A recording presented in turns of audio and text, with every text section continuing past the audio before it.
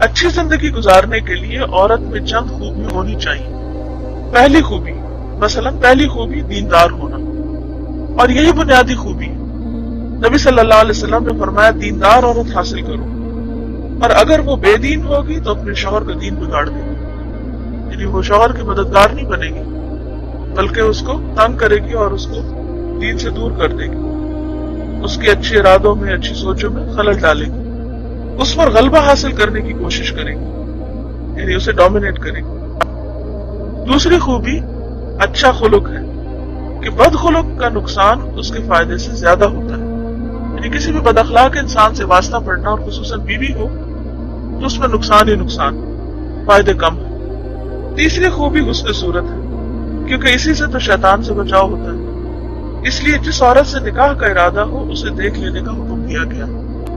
چوتھی خوبی حق کے مہر کا کم ہونا ہے۔ حضرت عمر رضی اللہ عنہ نے فرمایا عورت کی مہر گراں نہ رکھا کرو، جس طرح عورت کی طرف سے زیادہ حق کے مہر کا مطالبہ برا ہے، اسی طرح مرد کی طرف سے جہیز کا مطالبہ بھی اچھا نہیں۔ یعنی اگر کوئی عورت زیادہ مہر کا مطالبہ کرتی ہے، اگر کوئی عورت چاہتی ہے کہ اس کا ہسبینڈ جو ہے وہ اس کو زیادہ بڑا برائڈل گفٹ دے تو یہ کوئی اچھی بات نہیں۔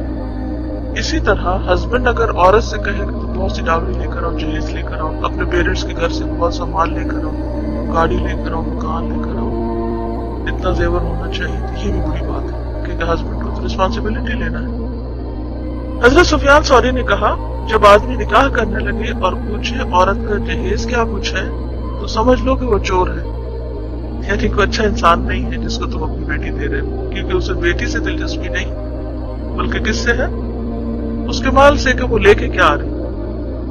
پانچویں خوبی کنواری ہونا ہے، کیونکہ شارع نے اس کی تلقین فرمائی، یہ اس لیے کہ کنواری عورت بنسبت بیوہ یا مطلقہ کے شوہر سے زیادہ محبت کرتی ہے، کیونکہ وہ انڈیوائیڈڈ ہوتی اور اس سے بھی محبت پیدا ہوتی۔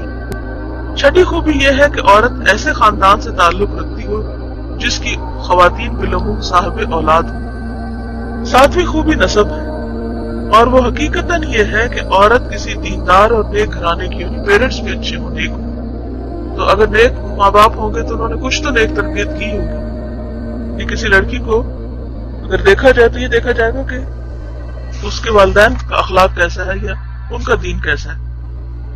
آٹھویں خوبی یہ ہے کہ عورت اجنبی نہ ہو، اسٹرینجر نہ ہو، جیسے مرد کو حکم ہے کہ عورت کو دیکھ کر نکاح کرے، اسی طرح عورت کے ولی کو بھی حکم ہے کہ مرد کے دین اور اخلاق اور حالات کو دیکھے۔